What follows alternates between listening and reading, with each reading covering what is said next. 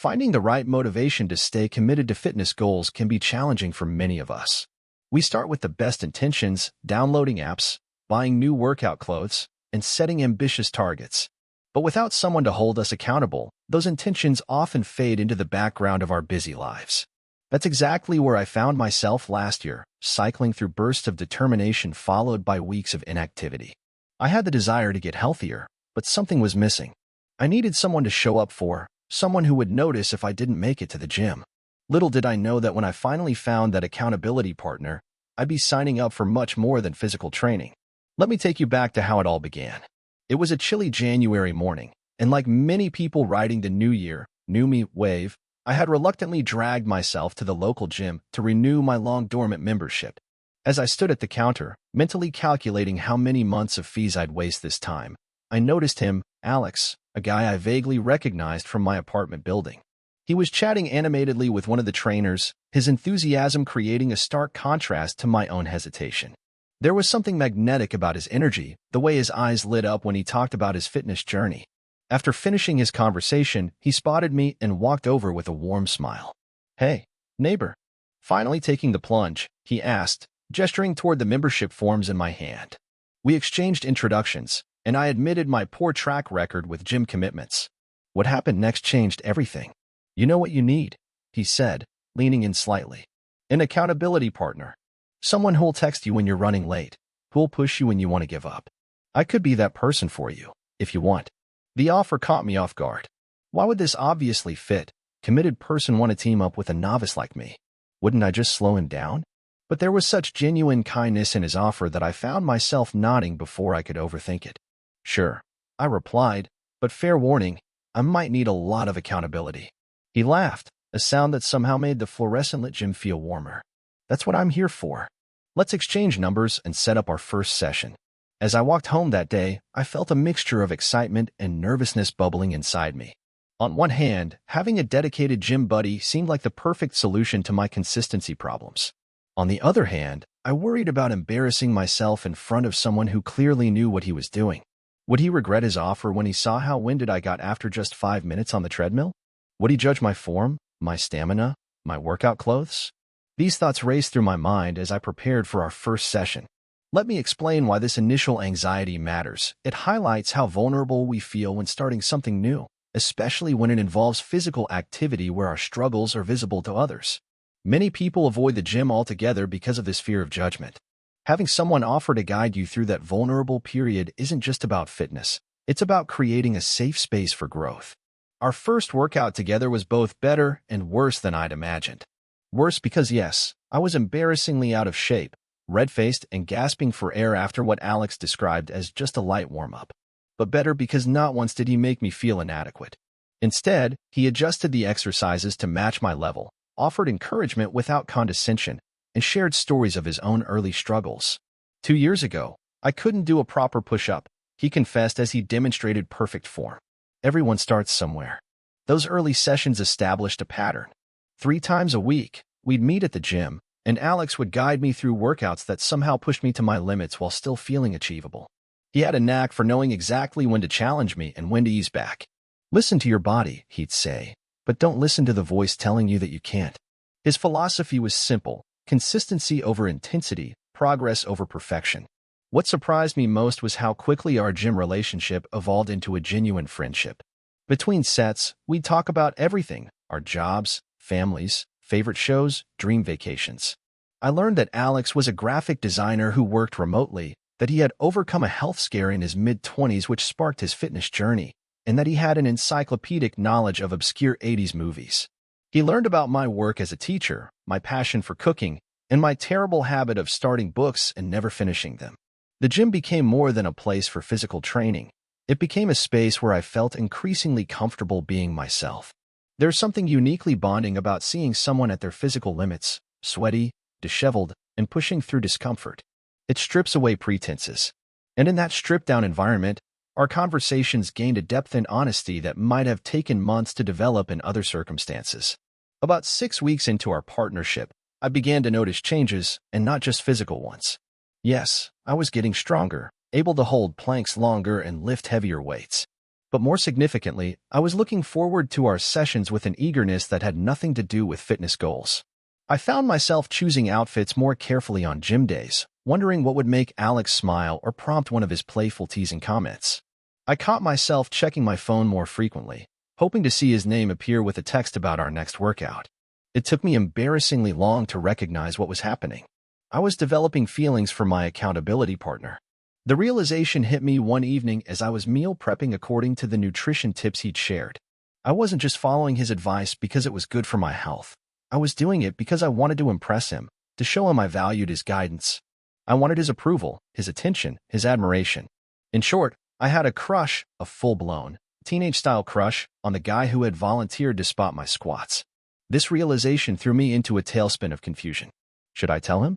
Would that make things awkward? Would he feel obligated to continue our partnership even if he didn't share my feelings? Or worse, would he distance himself completely? The gym had become such an important part of my routine, and Alex such an important part of my support system, that the thought of losing either made my stomach knot with anxiety. For a couple of weeks, I tried to ignore my feelings, to focus solely on the workouts and maintain our friendship without complication. But anyone who's ever tried to suppress attraction knows how impossible that is. Every high five after a good set, every adjustment of my form that involved his hands guiding my shoulders or hips, every post-workout protein shake shared at the juice bar, each interaction became charged with unspoken tension, at least on my end. My performance at the gym began to suffer. I'd get distracted watching him demonstrate exercises, miss his instructions because I was too busy noticing how his eyes crinkled when he smiled. He noticed the change, of course. "You seem distracted lately," he commented one day as we were cooling down. "Everything okay at work?" I mumbled something about end-of-term stress, avoiding his concerned gaze.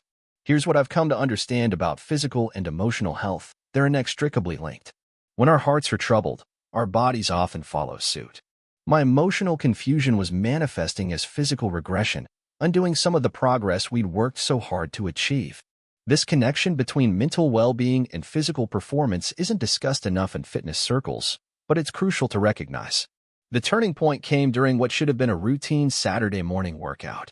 We were doing partner exercises, and during a medicine ball toss, I completely missed a catch, sending the ball bouncing across the floor and nearly hitting another gym-goer.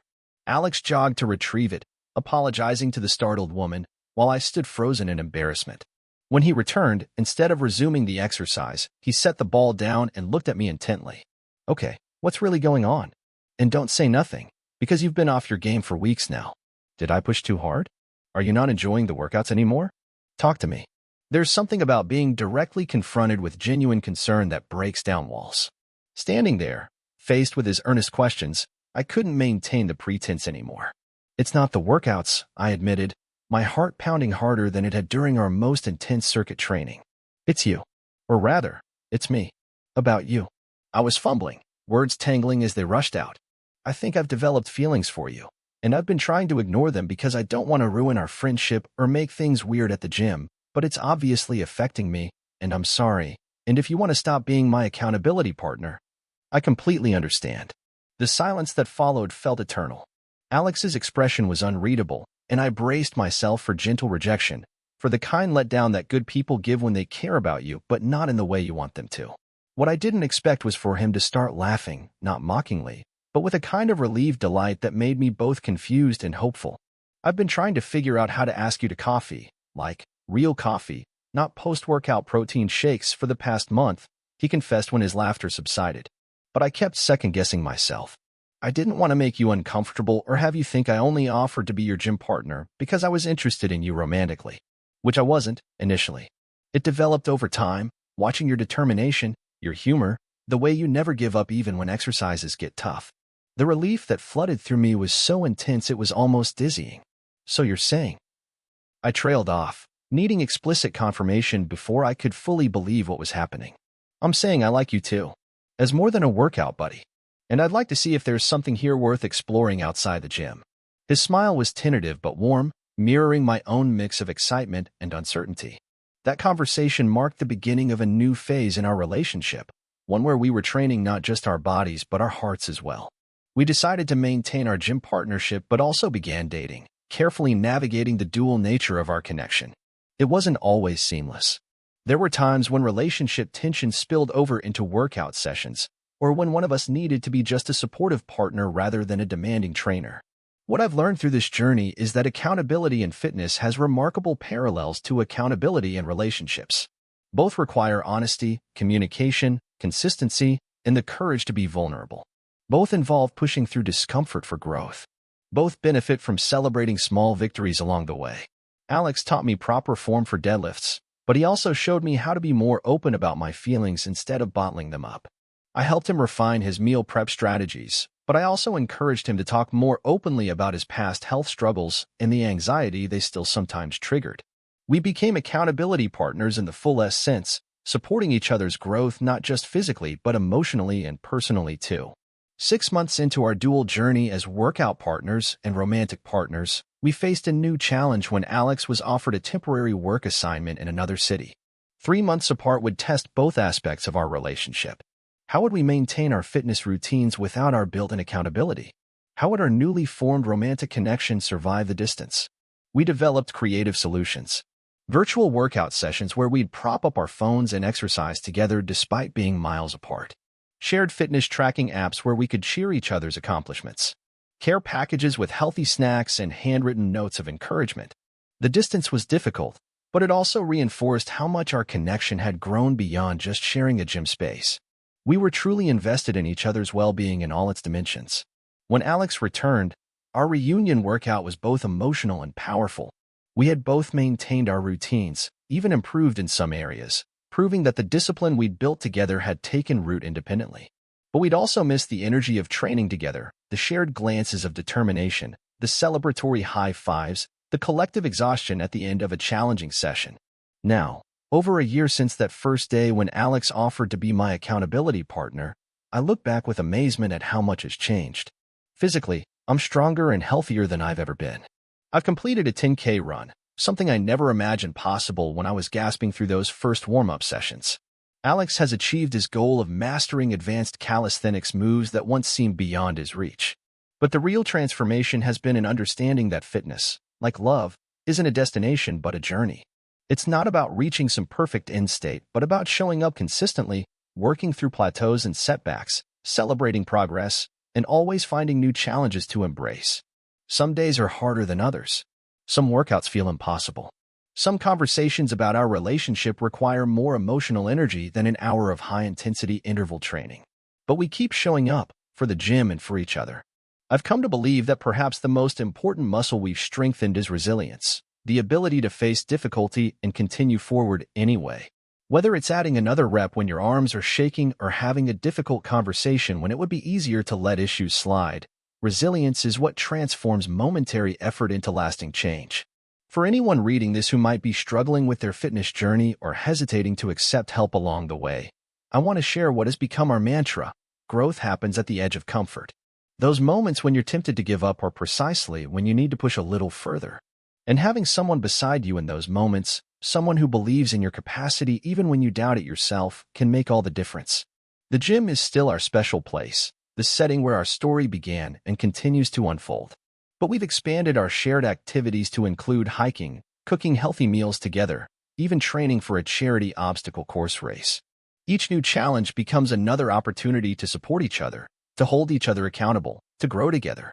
I never expected that agreeing to a simple offer of gym accountability would lead to such profound changes in my life. I thought I was signing up for physical training, for someone to text me reminders about workout days and correct my form on exercises. Instead, I found a partnership that has trained my heart in patience, vulnerability, and joy. If there's one thing I hope you take from our story, it's this: be open to connections that begin in unexpected places. The person spotting your bench press might become the person who helps you lift the weights of life. The hand offering to help you up after a difficult set might be the same hand you'll want to hold through challenging times. And the journey toward physical health might simultaneously be a journey toward emotional wholeness. So if you're standing at the edge of your own fitness journey, hesitant to begin or to accept help along the way, I encourage you to take that step. Find your accountability partner, whether it's for workout guidance or life support, or perhaps, if you're fortunate like me, for both. Because while training your body is undoubtedly valuable, training your heart, learning to be vulnerable, to trust, to grow alongside another person, might be the most important workout of all. Total _char_count, 17,823.